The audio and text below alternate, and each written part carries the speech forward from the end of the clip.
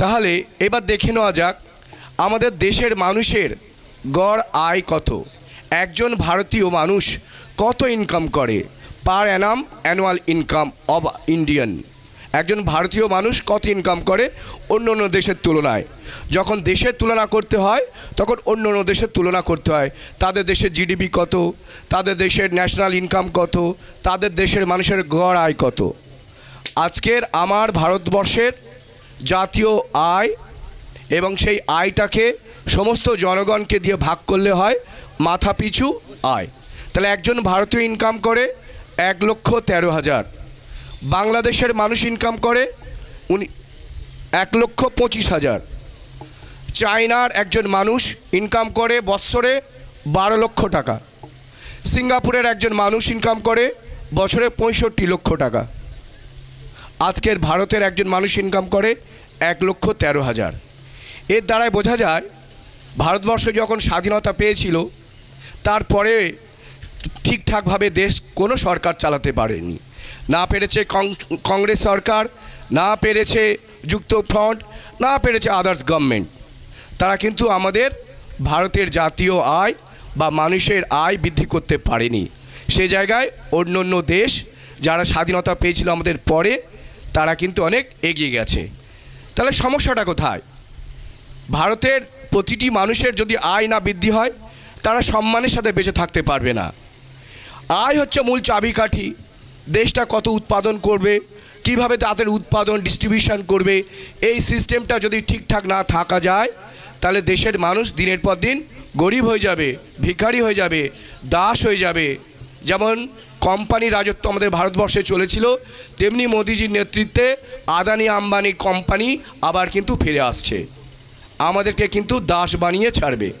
কারণ আমাদের মানুষের বেঁচে থাকতে গেলে যে একটা সম্মানের সাথে বেঁচে থাকতে গেলে একটা ইনকাম দরকার, সেই ইনকামটা কিন্তু কোনো ভারতীয়, প্রায় 98% ভারতীয় সেই জায়গায় পৌঁছাতে পারেনি। সেই জন্য আমাদের শ্রদ্ধেয় আমাদের আইএসএফের একমাত্র বিধায়ক, যিনি বিধানসভার একজন নক্ষত্র, তিনি বারবার বলছেন মিনিমাম ওয়েজেস অ্যাক্ট চালু করা। মিনিমাম ওয়েজেস অ্যাক্ট কি?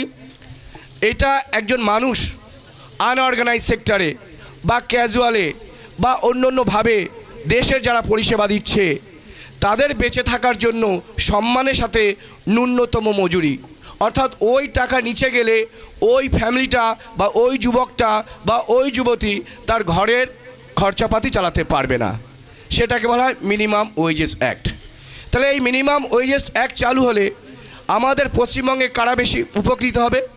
আদিবাসী সম্প্রদায়ের মানুষ, সংখ্যালঘু সম্প্রদায়ের মানুষ, ওবিসি সম্প্রদায়ের মানুষ, এসটি সম্প্রদায়ের মানুষ।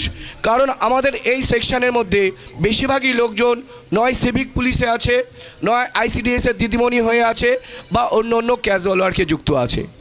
তাহলে আমাদের বিধায়ক সাহেব যেটা বলছেন যে মিনিমাম ওয়েজেস অ্যাক্ট আমরা চালু করব, যদি পশ্চিমবঙ্গে কোনো দিন আমরা ক্ষমতায় আসতে পারি তাহলে আমরা মিনিমাম একটা যে আর্নিংস দরকার সেই আর্নিংসটা আমরা কিন্তু গ্যারান্টি দেব। তাহলে দেশকে উন্নত করতে গেলে, এগিয়ে নিয়ে যেতে গেলে দেশের নাগরিকের আয় বৃদ্ধি প্রথম শর্ত। প্রথম শর্ত দেশের মানুষের আয় বৃদ্ধি করতে হবে। তাহলে আয় বৃদ্ধির যে প্রকল্পগুলো কেন্দ্র সরকার বা রাজ্য সরকার নিয়েছে আমরা একটু আলোকপাত করি। ভারতবর্ষ যখন স্বাধীনতা পেল তারপরে কিন্তু পঞ্চবার্ষিকী পরিকল্পনা শুরু হয়েছিল।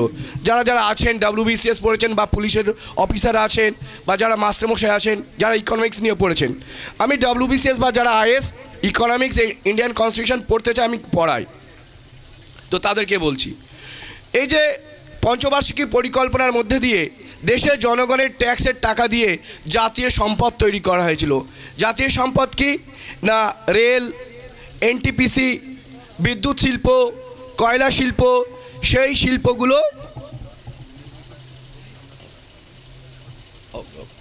থ্যাংক ইউ এই যে শিল্পগুলো তৈরি করা হয়েছিল দেশের মেহনতি মানুষের ট্যাক্সের টাকায়, সেই শিল্পগুলো তাই কাজ পাবে কে?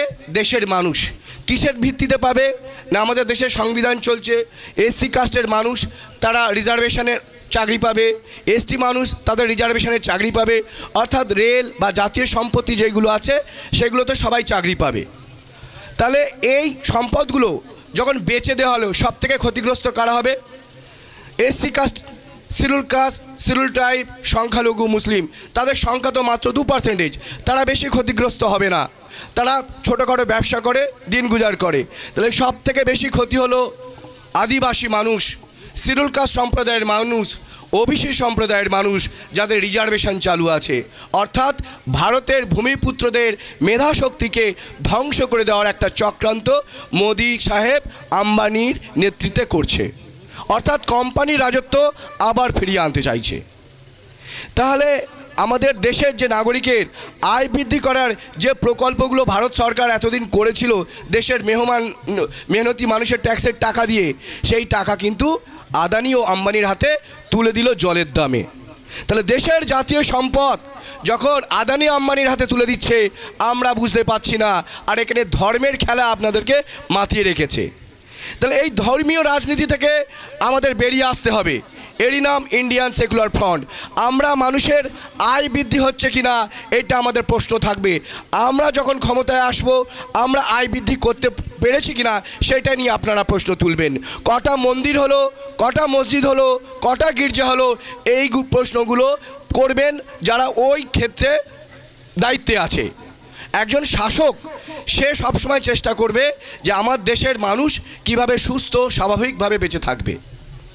তার দেশের মানুষের আয় বাড়লো কি না, জিডিপি বাড়লো কি না, হসপিটালের সংখ্যা বাড়লো কি না, হসপিটালে যে পরিষেবাটা দেওয়া হয়েছে সেটা কোয়ালিটিটিভ হলো কি না, যে শিক্ষা ব্যবস্থা চালু আছে আনুপাতিক হারে মাস্টার যাচ্ছে কি না, সেই স্কুলের ইনফ্রাস্ট্রাকচার, ওখানে জলের ব্যবস্থা আছে কি না, সেই জলটা কোয়ালিটেটিভ ওয়াটার কিনা, সত্যি কি ড্রিঙ্কিং যোগ্য কিনা, এই যে সামাজিক ইনফ্রাস্ট্রাকচারগুলো কিন্তু গড়ে উঠবে। এবং আইএসএফ আসলে আপনার ভবিষ্যতের থেকে আপনার বাচ্চার ভবিষ্যৎ কিন্তু আমরা বেশি সিকিওর করব। কিভাবে না, আপনাদের একটা পড়াশোনার, আপনাদের তো আর পড়াশোনা হবে না, আপনাদের আর স্কুলে নিয়ে যেতে পারবো না, বাট আইএসএফ একটু দায়িত্ব নিতে পারে যে আপনার বাচ্চাকে মিনিমাম আমরা গ্র্যাজুয়েট করব, তারপরে সরকারি প্রচেষ্টায় আমরা একটা ভালো গেইনফুল ওয়ার্ক অর্থাৎ একটা চাকরি দেব। আর যাদের চাকরি দিতে পারবো না তাদের জন্য ব্যবসার পরিবেশ তৈরি করব, সেই পরিবেশে একজন যুবক বা যুবতী ব্যবসা করে সম্মানের সাথে যাতে পায়ে দাঁড়িয়ে থাকতে পারে। এই বলে আমার ক্ষুদ্র বক্তব্য শেষ করলাম। ধন্যবাদ। ধন্যবাদ। এরপরেই আমরা জাস্ট একটু ভাইজানকে